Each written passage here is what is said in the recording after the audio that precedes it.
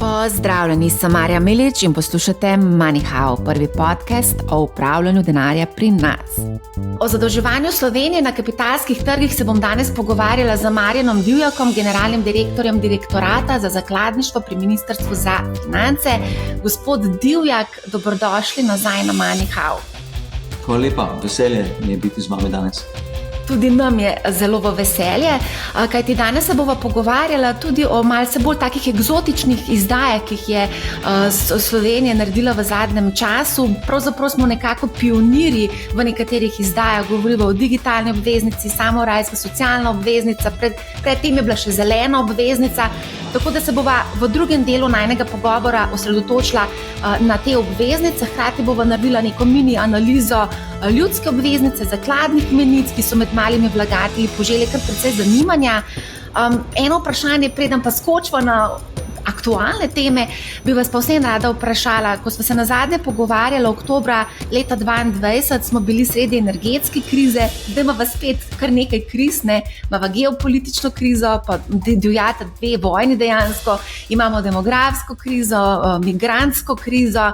In glede na to, da vi kot menedžer se profesionalno ukvarjate z upravljanjem s tveganji, me zanima, kako v tem negotovem okolju planirati dolgoročno. Imate kakšne namig za male vlagatelje, ker večina, roko na srce, malih vlagateljev se s tem poklicno ne ukvarja tako kot vi? Ja, res je, da kot vodja državne zakladnice sem v neki situaciji, da je treba upravljati z tveganji, ki so tveganja državnega proračuna. To so, bom rekel, osnovna tveganja vsake države. Pri tem gre za učinkovito izvajanje financiranja, za, kot mi rečemo, izvrševanje proračuna. To pomeni, da pravočasno izvedemo financiranje za potrebe proračuna na učinkovit način z vidika stroška financiranja in tveganj, da podpiramo likvidnost evrske krivulje na kapitalskih trgih in da širimo bazo investitorjev. In z izvajanjem, bom rekel, strateških ciljev upravljanja z dolgom vedno ustvarjamo položaj države na kapitalskih trgih, ki državi omogoča učinkovito izvajanje financiranja. Kakršnekoli so geopolitične, makroekonomske, domače politične razmere, v vsakem primeru državna zakladnica je vedno v dobrem položaju, da izvrši financiranje za potrebe izvrševanja proračuna, ne glede na to, v kakšnem okolju se nahajamo. Zdaj, kar se tiče, na svetu za male vlagatelje, te je zelo težko in nehvaležno dajati. Sam skrbim za svoje naložbe, za investiranje svojih prihrankov. Bistvo je, da državna obveznica, varna naložba, ki zagotavlja še vedno nek, soliden, dober donos. Mali vlagatelji so pomemben vlagatelj iz našega vidika. V državni zakladnici smo v obdobju višjih obrestnih mer naredili marsikatere korake, da smo državne obveznice, državne zakladne menice zelo približali malemu vlagatelju. In to je pravzaprav tudi edina naložbena priložnost, ki bi jo nekako izpostavil v smislu nasveta vlagateljem. Državne zakladne menice in pa državne obveznice so, naložbe, ki bi jih zelo priporočal tudi malim vlagateljem, seveda v nekem manjšem oziroma v nekem delu, ki odraža tudi odnos do tveganja posameznega vlagatelja. V bistvu je kar dober nasvet, se nekako tudi so neka splošna pravila, da se vključuje tudi naložbe s fiksnim donosom v portfelje vlagateljev, malih vlagateljev. Še eno mogoče vprašanje, ker ste omenili, da tudi sami upravljate s svojimi prihranki. A bi rekli, da ste vi osebno bolj konzervativne narave ali ste tudi mogoče zasebno pa malo si več privoščite? Jaz sem zelo konzervativen in varčen človek. Okay. V vseh pogledih. Velja. Omenjali ste višje obrestne mere in takrat so bile tudi mogoče za marsikoga zanimive te naložbe, zdaj pa imamo aktualno situacijo, Evropska centralna banka znižuje ključne obrestne mere.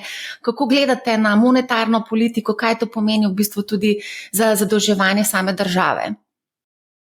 Seveda monetarna politika skupaj z ostalimi politikami, kot je fiskalna politika, predstavlja ključno gonilo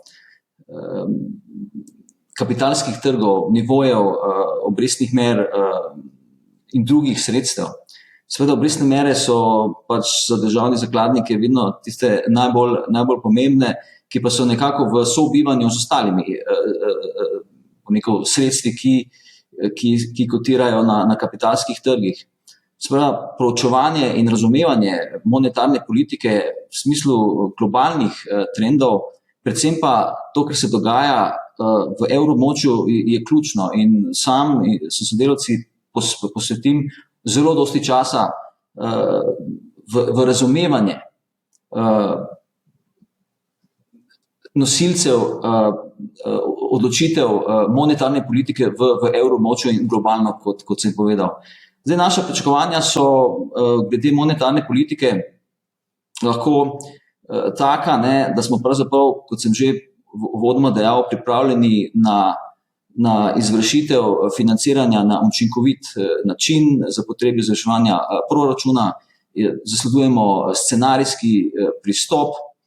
To pomeni, da smo v enakem položaju izvršiti financiranje ne glede na realizacijo katerega izmed scenarijev boljšega, bolj ugodnega z vidika državne zakladnice in manj ugodnega. V tem trenutnem okolju je pravzaprav za nas vprašanje, kakšen bo razvoj obrestnih mer in pa oblike krivulje donosnosti, to je predvsem referenčnih krivulj donosnosti, kot je krivulja srednje obrestne zamenjave in pa referenčne krivulje nemške državnih papirjev. Ti dve krivulji sta ključni z vidika naših operacij na primarnem in pa seveda tudi operacij in pa tudi trgovanja z obveznicami Republike Slovenije na sekundarnem trgu. In možnosti, kakšen bo razvoj višine in pa obrestnih mer in pa oblike krivulj, je kar nekaj in različni deležniki imajo glede tega različna pričakovanja. Od tega tudi odvisno, v katerem segmentu krivulje bo Republika Slovenija izvršila več oziroma manj financiranja. V tem mislih, da obstaja dobra možnost, da država ponovno Slovenija izda obveznico 30-letne ročnosti, kar pa je seveda odvisno od v tem primeru oblike krivulje in pa od ocene povpraševanja investitorjev v tem segmentu trga. Tako da mi seveda imamo neka pričakovanja o monetarni politiki, sam imam pričakovanja o monetarni politike. Monetarna politika je v tem trenutku zelo odvisna od branja raznih ekonomskih podatkov. Od tega bo zelo dosti zaviselo, kako bojo ključne centralne banke oblikovali svojo monetarno politiko. Seveda pričakujemo znižanje obrestne mere, vprašanje pa ostaja, kako globoka bo ta nižanje obrestne mere in pa kakšen bo razvoj terminske strukture obrestnih mer globalno in pa v evroobmočju. A ste vi omenili zdaj 30-letno obveznico oziroma ročnost, ne? Se pravi, obstaja ta scenarij, ga vidite, ne? Sem vas hotela vprašati glede 60-letne izdaje, ki smo jo tudi imeli v Sloveniji, ne? Ja, 60-letna izdaja je bila ena tistih pionirskih izdaj tudi v globalnem smislu. Kot država in državna zakladnica smo imeli zelo dober razlog, da smo izdali 60-letno obveznico v primerjavi z 50-letno obveznico. Taka seveda izdaja je bila tudi bolj zahtevna v segmentu trga, ki je bistveno manj likviden, tudi z vidika srednje obrestne zamenjave v tem segmentu trga.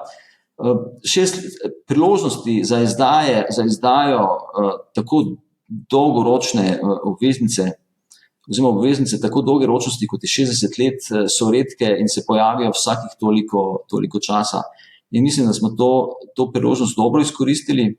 V leta 2022 je Republika Slovenija v januarju izdala tudi obveznico 40-letne ročnosti, kar je tudi zelo poseben del oziroma segment trga. Mislim, da je to dobro uspelo in da je pravzaprav dodatno, da sta obe transakciji, tako izdaja 40-letne kot 60-letne obveznice, Slovenijo zelo dobro pozicioniralo na kapitalskih trgih. Kdo pa so kupci teh obveznic? Načeloma pokojninske družbe, zavarovalnice? Tako, ja. In pa upravljalci, visoko kvalitetni upravljalci premoženja. Greva se mogoče samo še dotakniti ene zanimive zgodbe, aktualne. Mario Draghi, nekdanji prvi mož ECB-ja, je predstavil, kaj vse mora narediti Evropa, da bo povečala svojo konkurenčnost. Po njegovih ocenah naj bi bilo potrebno do 800 milijard evrov investicij letno. Zdaj ključno vprašanje je, kako do tega denarja, in ena ideja je bila tudi o nekem skupinskem zadolževanju, do katerega pa so številni zadržani. Kakšno je vaše mnenje o tem? Ja, mislim, da ima gospod Draghi prav glede potrebnih investicij in obsega investicij. Morda bi te morale biti še v mnogo pomembno višjem obsegu. Glede skupnih izdaj bi rad povedal, da mi take skupne izdaje imamo, da EU izdaja obveznice za te posebne namene. Tako da, kar se mene tiče, to že obstaja. Ali pa bi lahko, in to verjamem, da je bilo vaše vprašanje in da je v tem kontekstu govoril tudi gospod Draghi, je, ali bi pravzaprav te skupne izdaje lahko nadomestile izdaje posameznih držav EU oziroma evroobmočja. Jaz mislim, da zelo težko, da bi se države, predvsem jedrne države, takim možnostim oziroma idejam zelo upirale. Pravzaprav iz lastnih izkušenj lahko povem, da se že sedaj zelo upirajo in bi v vsakem primeru takim možnostim, da bi neka skupna izdaja na nivoju EU nadomestila domače izdaje obveznic držav, predvsem teh 4 najbolj pomembnih oziroma jedrnih držav EU. Zdaj, ko govorimo o teh zadevah, mi je še eno vprašanje padlo na pamet, in sicer izdaja obrambnih obveznic. Tudi o tem je bilo kar nekaj govora v Evropi. Lahko mogoče kakšno besedo o tem rečeva? To spada v ta tematski sklop izdaj obveznic EU. Imeli smo izdaje EU, ki so se nanašale na socialne izdatke med epidemijo COVID. Zdaj imamo te izdaje, ki se nanašajo na odpornost držav članic, in brez težav bi lahko sledile tudi obveznice izdane se strani EU za namen obrambnih izdatkov. Kakšen je pa pogled Slovenije glede tega? Mislim, se strinjate, vam je to v redu, bi sodelovali zraven, oziroma imamo sploh možnost izbirati? Po mojem bi ta odločitev bila sprejeta na nekih forumih voditeljev držav EU, ki bi podprli ali ne podprli tako možnost. EU bi pa skozi svojih mehanizmov izdalo take obveznice. Moje mnenje niti po mojem tu ni preveč pomembno.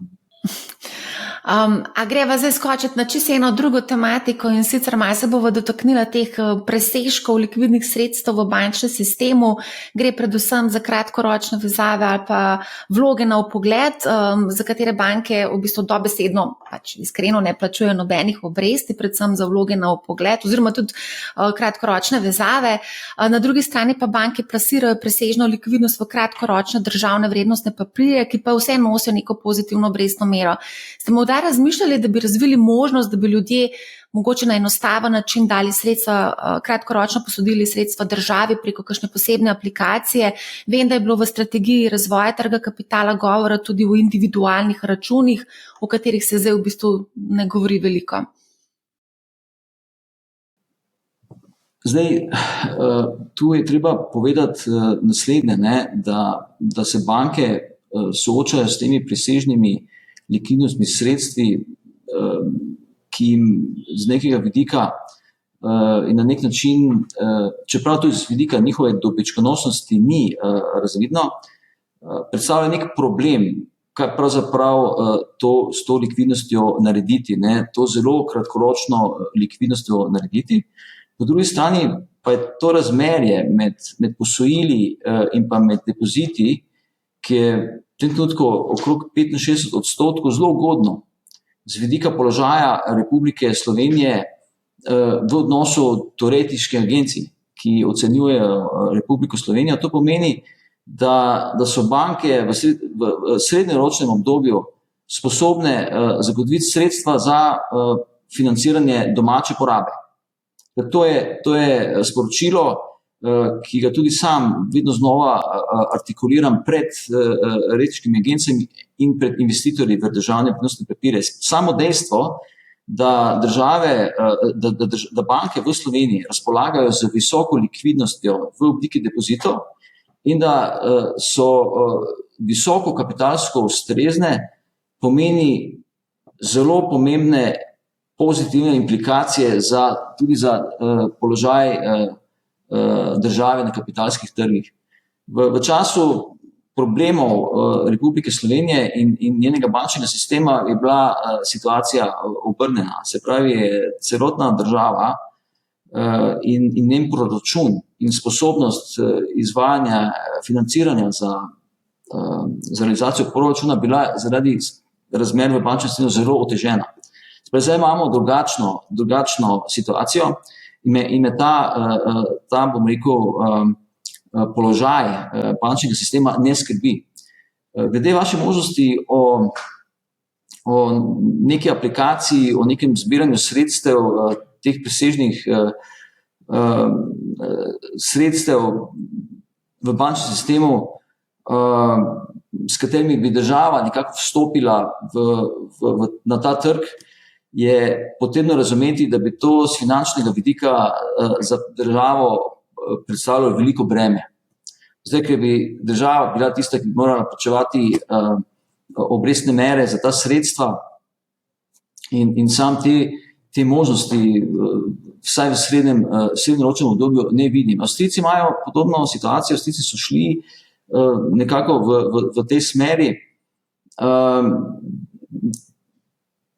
Oni so imeli svoje razloge, zato je pa tudi položaj Avstrije na kapitalskih trgih drugačen kot Slovenije.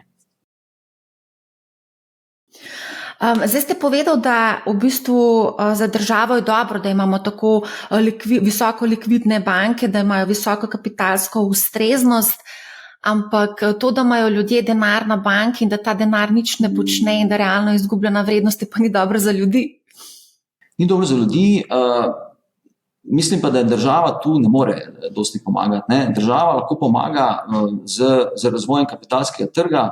Država je ponudila, obveznico za male vlagatelje, malim vlagateljem po, obrestni meri 3,4% letos februarja, ki je bila višja kot je obrestna mera, po kateri se država lahko financira na kapitalskih trgih. Se pravi, država je naredila korake v tej smeri. Ljudje bojo morali sami pri sebi razmisliti, kakšne so njihove preference glede upravljanja tega denarja, ali ga hranijo pri bankah, ali morda najdejo neke druge investicijske priložnosti. Naloga države je, da ustvarja čim boljše pogoje za razvoj kapitalskega trga. In država je sprejela pomembne korake za razvoj kapitalskega trga v Sloveniji. Ja, to se kar strinjam z vami, to, da ste z ljudsko obveznico poskušali nekako tudi aktivirati ljudi, da pač prestavijo malo denar tudi na kapitalski trg. Mogoče samo ena kritika, vseeno moram povedati, glede na to, da se ukvarjam s finančnim opismenjevanjem že kar dolgo časa, mogoče niso bili narejeni, če so vsi pravi koraki v smeri izobrazbe ljudi. No. Mislim, da bi se tukaj dalo lahko narediti še kaj več. No. Ampak glede na to, da govoriva o ljudski obveznici in pol leta je od tega, kar je bila izdana, če zdaj pogledava na to izdajo, kako ocenjujete izdajo, bi kaj morda spremenili, mogoče razmišljate o novi izdaji. Mislim, da so Hrvati izdali v začetku poletja še eno ljudsko obveznico. Ja. Kritika je vedno dobrodošla in vedno smo pripravljeni preveriti in pregledati, kaj bi lahko in kaj bi morali storiti bolje. Seveda taka analiza vedno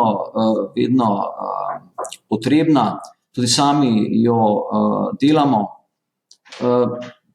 Zelo težko je primerjati izdajo hrvaške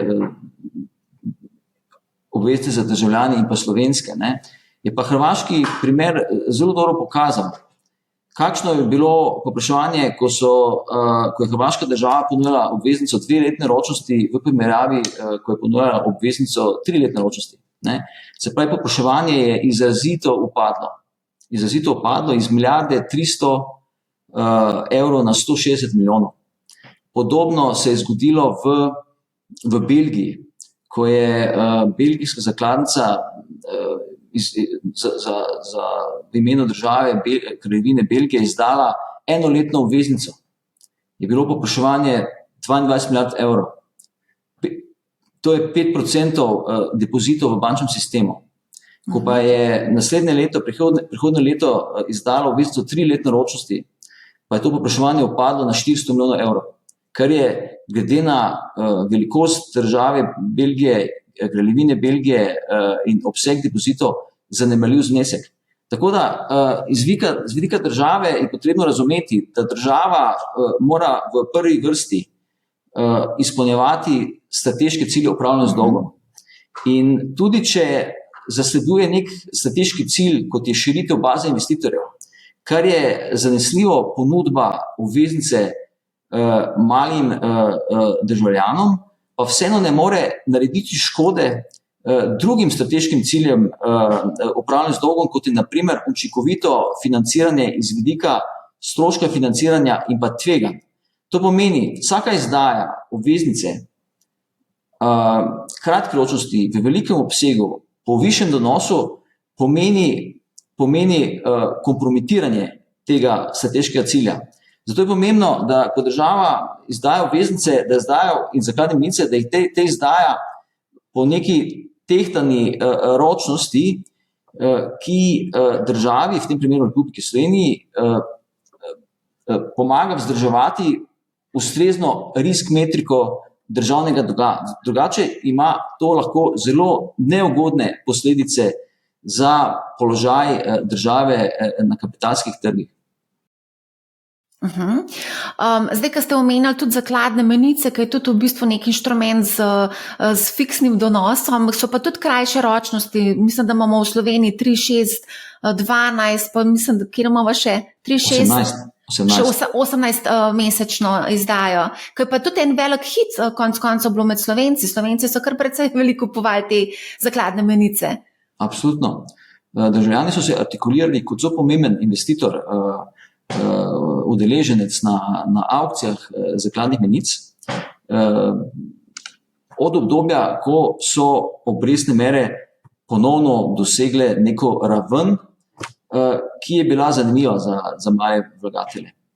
Tako da smo zelo veseli, da državljanke in državljani sodelujejo na aukcijah zakladnih menic. A greva mogoče samo še skočiti, mogoče ena zadeva je, ki je tudi mogoče malo odmevala v medijih. Minister Boštjančič je ob izdaji napovedal živahno trgovanje z ljudsko obveznico. In v glavnem zdaj po pol leta smo malce pogledali, kaj se dogaja z ljudsko obveznico. 4,6 milijona evrov poslov je bilo z obveznico, skupaj 159 poslov. Obseg prometa so pa celo nekateri primerjali, in to smo tudi na Bloomberg Adrii pisali, obseg prometa z ljudsko obveznico pol letu je primerljiv z delnico Luke Koper. Ja. Zdaj, povedal bi, da je treba pogledati celotno trgovanje z vrednostnimi papirji Republike Slovenije na Ljubljanski borzi. To se je v prvih 6 mesecih letos v primerjavi z istim obdobjem lani povečalo za 10-krat. Za 10-krat. In to je zame zelo pomemben indikator. Kaj pa za nas najbolj pomembno? Najbolj pomembno je to, da smo približali dostopnost državnih obveznic malim vlagateljem. Moram povedati, da je trgovanje z obveznicami Republike Slovenije na kapitalskih trgih zelo obsežno. V prvih 8 mesecih letošnjega leta je bilo za 14,2 milijarde evrov trgovanja na platformi MTS, kjer med seboj trgujejo vzdrževalci trga, in pa na ostalih trgih, kjer vzdrževalci trga trgujejo z končnimi uporabniki. To je zelo velik obrat trgovanja in predstavlja velik delež v tržni kapitalizaciji slovenskega toka in nas kot take po tem kriteriju uvršča med najbolj likvidne trge. Seveda pa je slovenski trg vedno treba gledati iz vidika obsega tega trga, ki je glede na ostale države relativno majhen. Z trgovanjem na Ljubljanski borzi smo ta dva segmenta trga želeli dopolniti na način, da imamo možnost trgovanja tudi z malimi vlagatelji. In v tem kontekstu je tudi potrebno razumeti obseg trgovanja. Mi nismo pričakovali izjemno velikega trgovanja. Ključni cilj je bil, da izboljšamo dostopnost državnih vrednostnih papirjev malim vlagateljem. In strinjam se s tem, kar je povedal minister, da je takrat bilo pričakovati, tudi mi smo pričakovali precej živahno trgovanje. Moja ocena pa je, da je to povečanje v primerjavi z prejšnjim trgovanjem dovolj dobra osnova za, nadaljne korake, tudi za, večji obseg trgovanja na Ljubljanski borzi. A mogoče razmišljate o novi izdaji ljudske obveznice, ali zato ne bi bilo smiselno? Zdaj, mi v državni zakladnici smo seveda na tako možnost pripravljeni. Sam bi bil tudi naklonjen taki izdaji. Zame je pač pomembno, da država svoje obveznice Republike Slovenije v neki periodiki ponuja tudi malim vlagateljem na primarnem trgu. Ne rabim verjetno dosti razlag podajati, da so vse obveznice, ki trgujejo na kapitalskih trgih, dostopne do vsem vlagateljem, tudi malim vlagateljem. Mali vlagatelji lahko kupijo prav vse obveznice Republike Slovenije, morajo se oglasiti pri svojem borznem posredniku, oddati naročilo, ta mora v njihovem imenu izvesti to naročilo. Je pa drugo vprašanje, kako zadovoljiti nekoga, ki bo investiral mali znesek. Povprečni znesek je bil okrog 30.000 evrov. In mi smo želeli zadovoljiti malega vlagatelja. In mislim, da nam je to dobro uspelo in želeli bi si nadaljevati po tej poti. Ja, zdaj po statistiki, ki smo jo dobili z ministrstva, odprto je bilo 5659 novih trgovalnih računov, največ vpisnikov pa je bilo starih od 36 do 65 let. Jaz mislim, da ta podatek govori sam zase in da govori o tem, da je bil narejen velik korak naprej na tem področju. A greva skočiti na digitalno obveznico, ki je bila tudi ena taka zelo zanimiva, pionirska in eksperimentalna izdaja. Če lahko mogoče sploh pojasnite, kaj digitalna obveznica je. Na razumljiv način. Ja. Sprej, gre za, bom rekel, princip razpršenih evidenc. Razpršenih evidenc, ki bi v perspektivi lahko tržnim udeležencem omogočil cenejši, hitrejši, bolj zanesljiv, bolj natančen dostop do kapitalskih trgov. Se pravi, v primerjavi z centralno evidenco, kjer tudi prihaja do napak in podobnih stvari, gre za decentraliziran pristop. Obveznica Republike Slovenije je bila izdana na tako imenovanem kanton blockchainu, ki je bil menedžiran s strani investicijske hiše BNP Paribas preko njihovega vmesnika, upravljalskega sistema Neobonds, v katerem je Republika Slovenija izdala svojo digitalno obveznico. Gospod Divjak, zdaj pa govorite jezik naših poslušalcev, decentralizacija in pa blockchain. Mislim, da smo to razumeli. Ja. Ampak dajva se vseeno še dotakniti malo velikosti izdaje, pa relativno kratka ročnost. Zakaj taka kratka ročnost in v bistvu relativno nizek znesek izdaje? Ja. Najprej ročnost. Ročnost je trajna 4 mesecev. Zaradi sodelovanja v eksperimentalnem programu ECB. Spravi, to je čas trajanja eksperimenta. In namen te izdaje je bil, da se preverijo, bom rekel, tehnologije in sistemi, v katerih na konkreten način z izdajo, bom rekel, prave obveznice, v kateri izdajatelj prejme sredstva, to je francoski centralno-bančni digitalni denar, in izda tokenizirano obveznico, ki se preko pravzaprav teh sistemov more poravnati in shraniti v nekih denarnicah investitorjev. Se pravi, gre za simulacijo, ne gre samo več za simulacijo, ampak gre za, bom rekel, konkretno izdajo, katere trajanje je 4 mesece prav zato, da se v tem ciklu preveri sama izdaja, izplačilo kuponov in izplačilo kupona, zadnjega kupona in glavnice.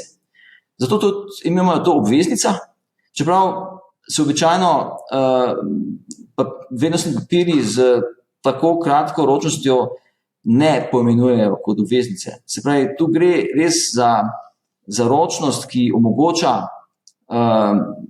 bom rekel, izvedbo eksperimenta samega. 30-milijonska izdaja je posledica povpraševanja investitorjev. Investitorji še niso popolnoma pripravljeni na te nove tehnologije. Upamo, da bomo tudi kot del tega eksperimentalnega programa videli trgovanje na sekundarnem trgu. Se pravi, da bodo investitorji, ki so to obveznico Republike Slovenije v digitalni obliki kupili, uspešno vse del te obveznice prodali drugim investitorjem, ki bodo spet morali, glede na ta eksperimentalni program, to obveznico kupiti, jo hraniti na neki svoji denarnici in potem na koncu prejemati kupone in na koncu tudi glavnico. Kolikšna je bila pa donosnost? Donosnost je bila nekoliko višja, kot je to na našem denarnem trgu, zato ker je pravzaprav bil relevanten trg, kratkoročni trg oziroma denarni trg v evrskem območju. Tako da je donos bil donos je bil 3,75%. Zdaj ste toliko zanimivih stvari povedali, da sploh ne vem, kje bi začela. Mogoče ta eksperimentalni program ECB-ja, zakaj ta eksperimentalni program ECB-ja sploh obstaja? A smo bili povabljeni, Slovenija je bila povabljena v ta program? Mogoče, če lahko sam pojasnite glede tega. Slovenija, oziroma državna zakladnica, Direktorat za zakladništvo je zelo predan inovacijam, sodelovanju v teh inovativnih, projektih. To, da smo bili del tega projekta, je tudi dejstvo odličnega sodelovanja z našimi primarnimi vpisniki. V tem primeru francoske investicijske banke BNP Paribas. Odločili smo se, da bomo sodelovali na njihovem upravljalskem sistemu Neobonds,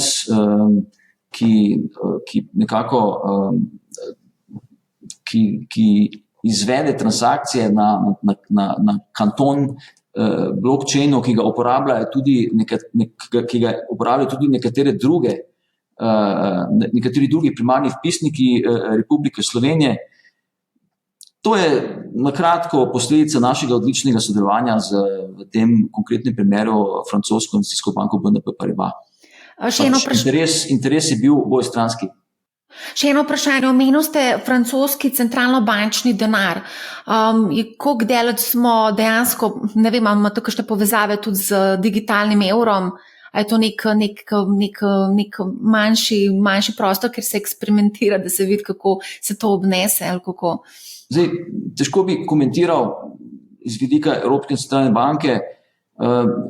Francoski centralno-bančni digitalni denar je pravzaprav najbolj podoben temu digitalnemu denarju. Ne bom rekel, da je bila to odločitev, da bi to bil razlog za odločitev, da smo sodelovali z francosko investicijsko banko BNP Paribas. Je pa to, bom rekel, dodaten razlog, vkolikor primerjamo rešitve, ki jih imajo na razpolago pri nemški in italijanski centralni banki. Povedal ste tudi, da smo zelo dobro zapisani pri primarnih vpisnikih. Kdo so bili dejansko kupci teh digitalne obveznice? Ker recimo vprašali smo tudi na Bloomberg Adria nekaj slovenskih institucionalnih vlagateljev in recimo Modra zavarovalnica je rekla, da pač zaradi kompleksnih tehničnih pogojev na koncu niso uspeli sodelovati v tej izdaji. Je pa sama ideja bila, da bi omogočili dostop širšemu krogu vlagateljev s to digitalno obveznico. Pa na koncu se ni tako izšlo. Glede na eksperimentalno naravo tega projekta tudi ni moglo biti in tudi nismo pričakovali, da bi širši krog investitorjev lahko sodeloval pri tem eksperimentu. Spravi, mi smo pričakovali, da bodo investitorji imeli težave z, kot ste sama omenila, kompleksnimi tehničnimi pogoji, katerim je bilo potrebno zadostiti, da so lahko sodelovali pri tem eksperimentu. In naj vam odgovorim na način, da so investitorji v digitalno obveznico Republike Slovenije bili tisti investitorji, ki so bili sposobni zadostiti tem tehničnim pogojem. Ja, povedal ste, da je bil zelo majhen krog teh, tako da razumem.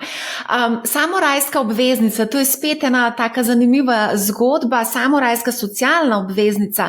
Pa daj vam mogoče še kaj o tem reči, ker je to tudi en tak zanimiv primer za Slovenijo. Prvič smo vstopili na japonski dolžniški trg preko te obveznice.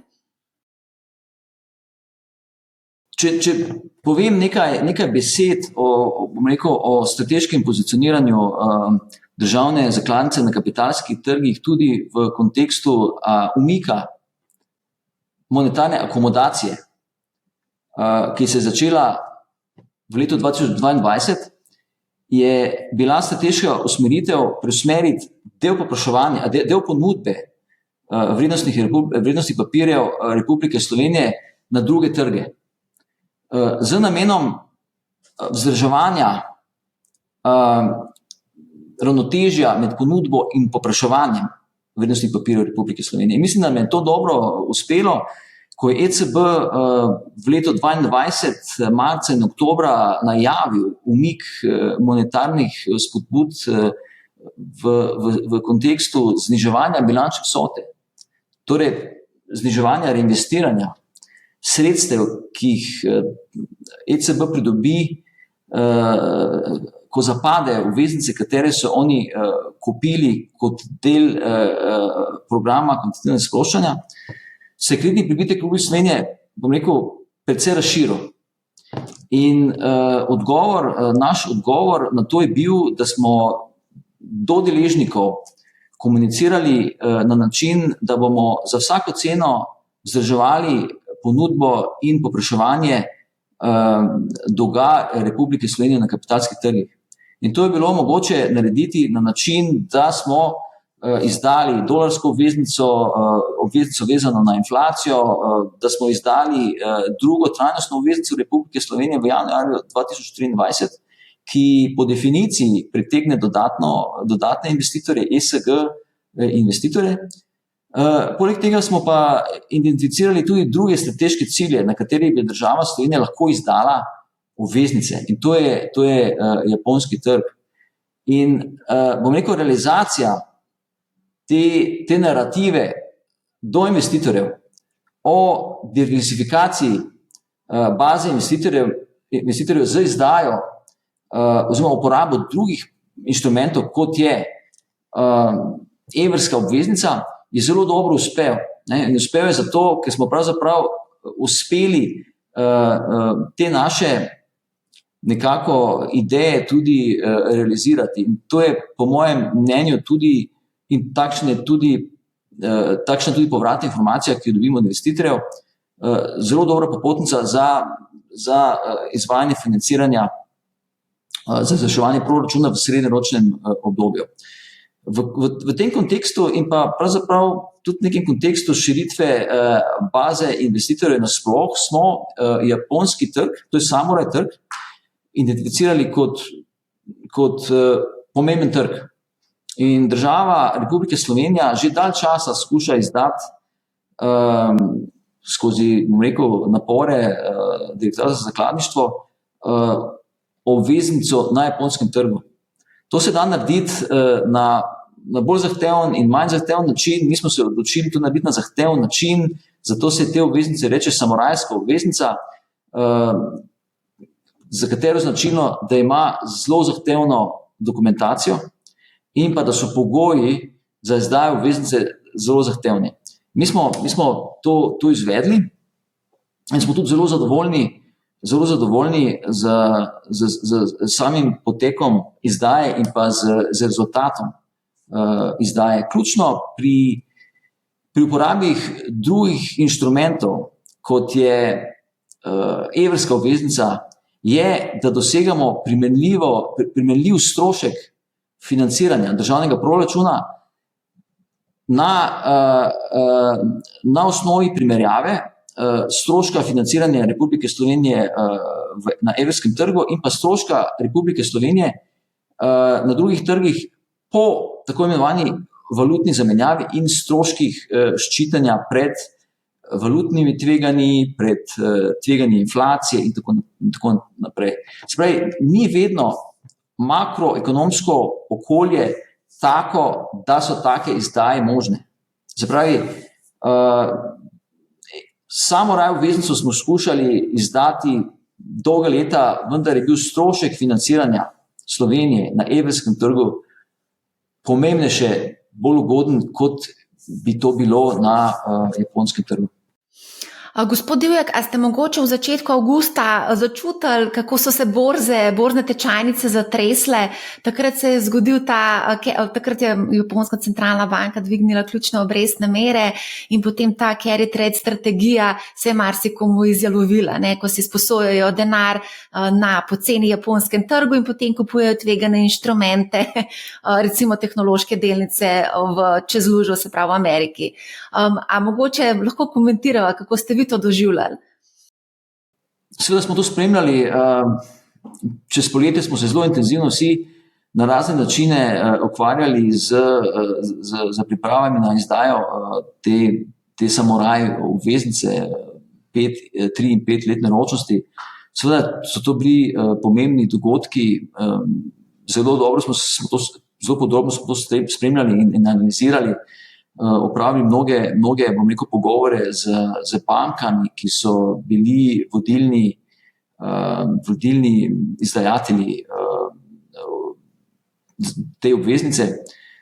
Takrat je bilo vprašanje, ali se bodo trgi postavili nazaj v tirnice, da bo lahko tudi Republika Slovenija izdala to obveznico denominirano v japonskem jenu, glede na urnik, ki smo si ga zastavili.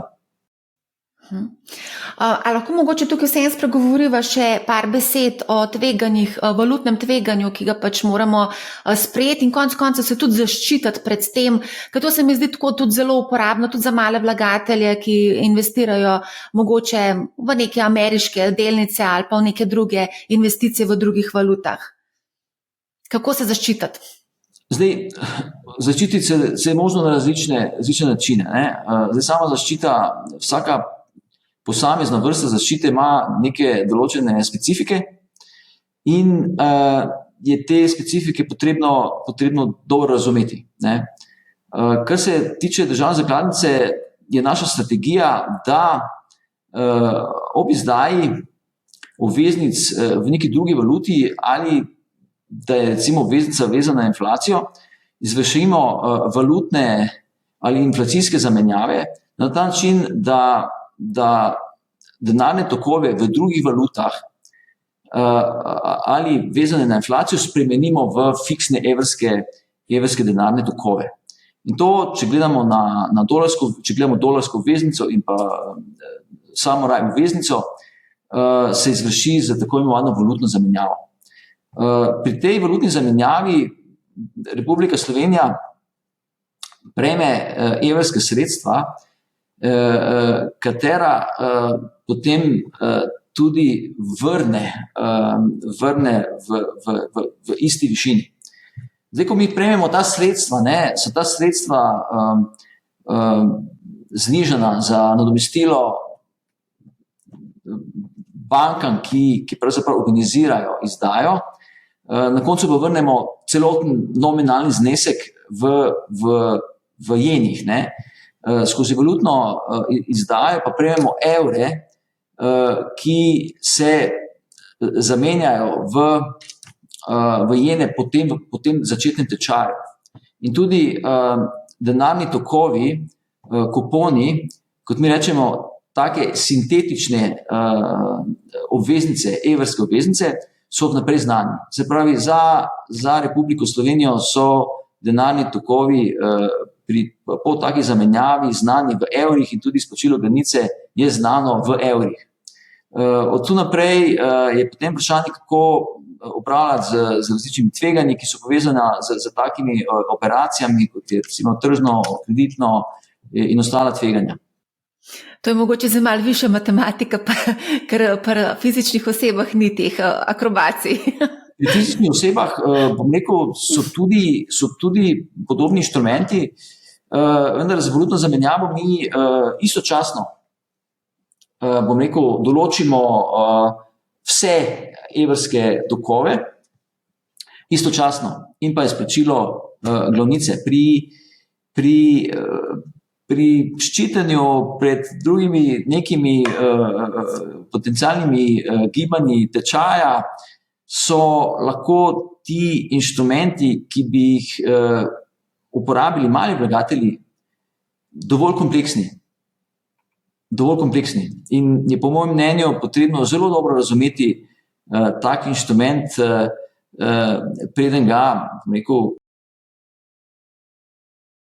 mali vlagatelj ali tudi podjetje uporabi. Ja. Zdaj smo omenjala dolarske, trajnostne, inflacijske, digitalne, samuraj obveznice, zdaj moramo pa še spregovoriti o panda obveznici, ki pa še niste izdali, ampak je minister rekel, da pač imate tudi ambicijo na kitajskem trgu. Kako, kdaj, kje, lahko malo kaj več poveste o panda obveznicah? Kitajski trg je definiran, glede na našo strategijo, kot pomemben trg. Zdaj, japonski trg je pomemben trg, je že dalj časa pomemben trg, prizadevanje Republike Slovenije, da je izdal obveznico na japonskem trgu v samuraj formatu, je prisotna že nekaj časa. Zdaj, v tem času razmišljamo tudi o kitajskem trgu kot pomembnem trgu, na katerem bi Republika Slovenija lahko izdala obveznico v panda, tako imenem panda formatu. Zdaj, mi smo pripravili nekatere pogoje, ki so potrebni, da bi Republika Slovenija tako obveznico lahko izdala, tako da jaz mislim, da bomo kmalu v zelo dobrem položaju pravzaprav tako strateško usmeritev tudi realizirati. Vprašanje, ki bo tu ostajalo, je strošek financiranja Republike Slovenije na kitajskem trgu po valutni zamenjavi v primerjavi z pogoji financiranja Republike Slovenije na evrskem trgu. Spet, to bo omejitveni dejavnik izvedbe take transakcije. Si pa želimo to transakcijo izvesti. Ostale zelo pomembne eksternalije prisotnosti na drugih trgih in uporabe drugih inštrumentov je bistveno boljše razumevanje kapitalskih trgov na splošno in nam, bom rekel, izkušnje, ki si jih pridobimo med takimi operacijami, zelo koristijo tudi pri izvajanju programa financiranja na evrskem trgu. Ker bo Republika Slovenija vedno, bom rekel, v nekem kontekstu ali pa v kontekstu dolga v tuji valuti v skupnem dolgu izvajala največ financiranja. Govorimo o 95% vsega financiranja. Spravi, ti trgi, ki jih dostopamo skozi izdaje dolarske obveznice, samuraj obveznice in pa potencialno panda obveznice, dopolnjujejo, bom rekel, izvedbo programa financiranja na evrskem trgu in predstavljajo zelo pomembne druge možnosti, vkolikor bi recimo geopolitične, makroekonomske ali kakšne druge razmere to zahtevale. Če vam povem primer, marca 2020, v času COVID krize, je bil japonski trg je bil odprt in zelo konstruktiven. In vkolikor bi takrat Republika Slovenija imela, bom rekel, že dostop do tega trga skozi predhodno izdajo samuraj obveznice, bi uspeli, bom rekel, financiranje v tistih najbolj težkih mesecih, kot sta bila marec in april, izvesti bolj učinkovito. Kaj pa recimo, zelo veliko se govori o Indiji, zelo veliko govorimo tudi na Moneyhowu o delniškem trgu v Indiji, kaj pa obvezniški trg, pa ne vem, mogoče tudi tam pogledujete. Pa še to mi povejte, obstaja kakšno sočno ime za indijske obveznice, glede na to, da imamo panda pa samuraj? Indijskega trga nismo identificirali kot pomembnega trga, na katerem bi Republika Slovenija izdala obveznico. Kar je del naših analiz, je izdaja obveznice v švicarskem franku. To je zelo specifičen in zanimiv trg. Naj povem naslednje, da pri razmisleku o pomembnih trgih izhajamo seveda najprej iz uresničitve strateških ciljev, ki izhajajo iz strategije upravljanja z dolgom.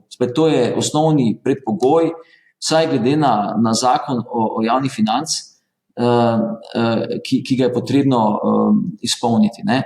Potem so pa še drugi strateški cilji države kot take, ki izhajajo iz potencialnega boljšega gospodarskega sodelovanja, recimo med državami Japonsko in Slovenijo, Kitajsko in Slovenijo.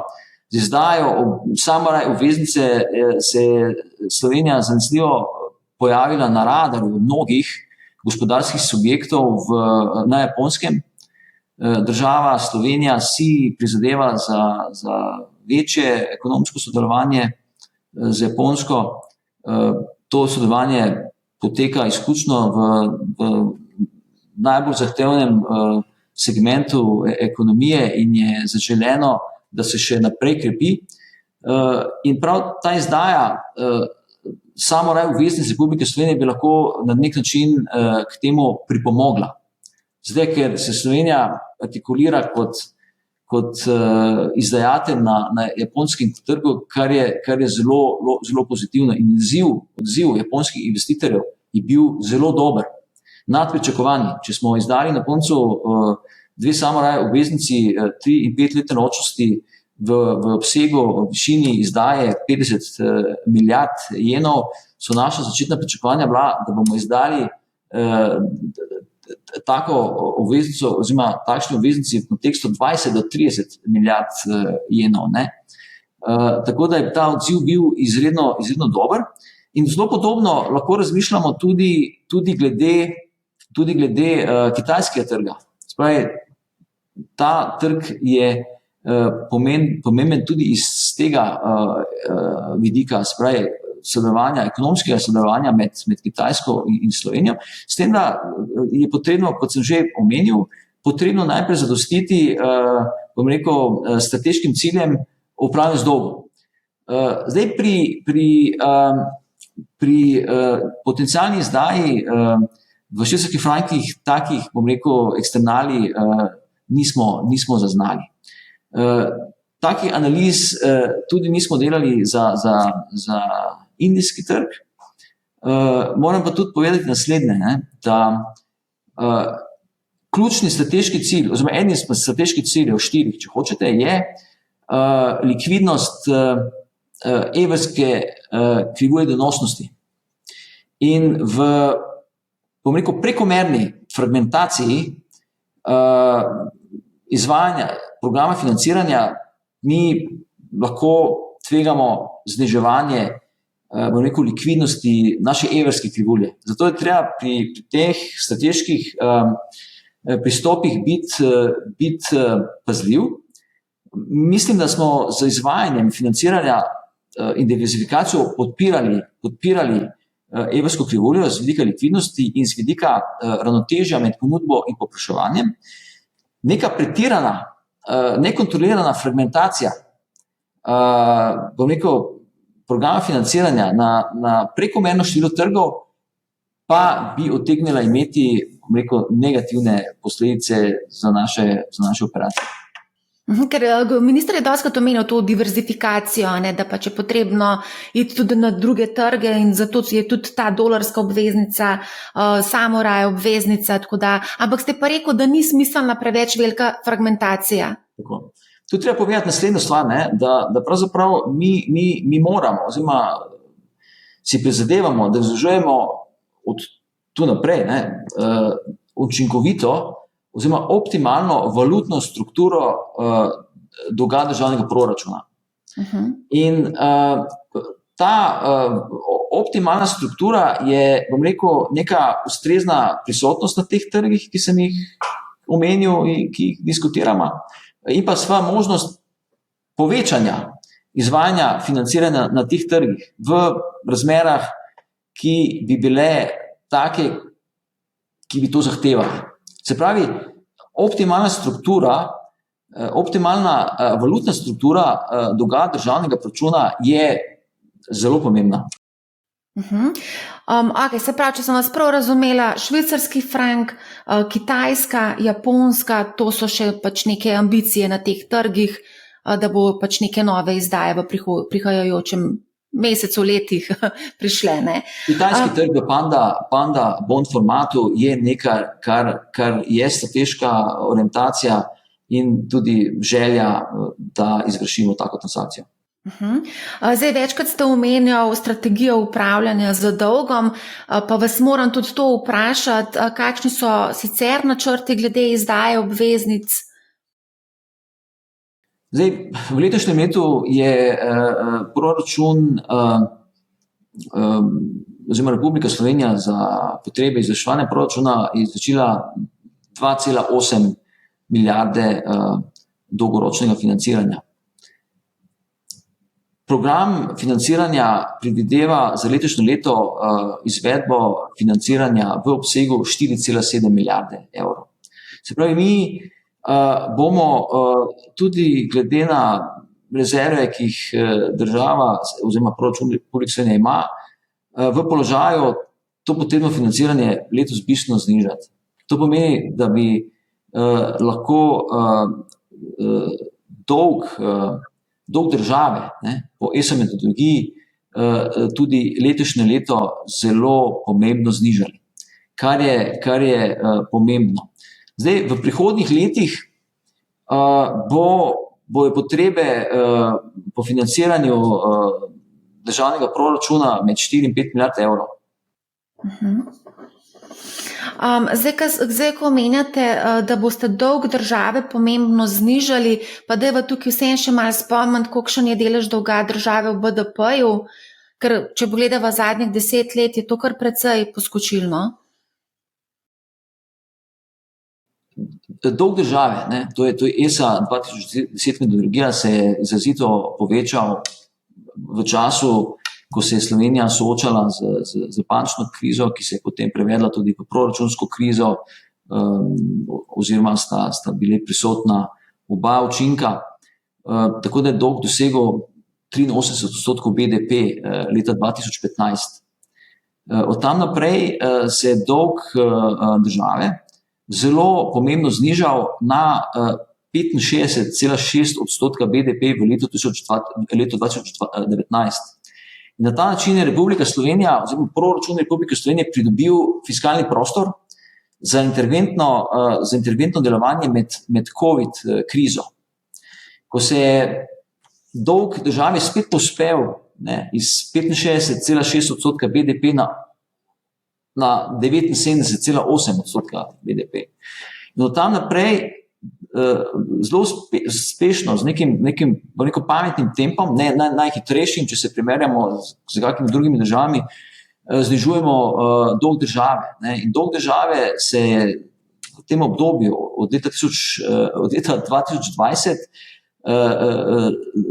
znižal iz 79,8% BDP na 68,3% BDP lani. Letos pa načrtujemo nadaljne zelo pomembno znižanje.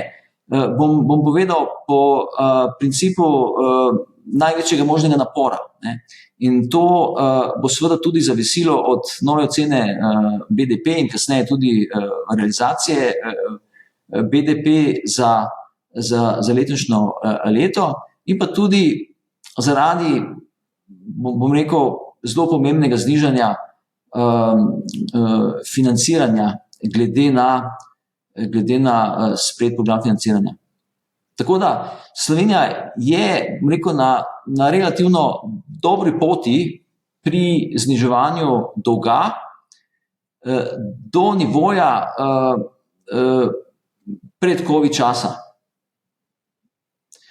Seveda ambicija je dolg znižati proti 60%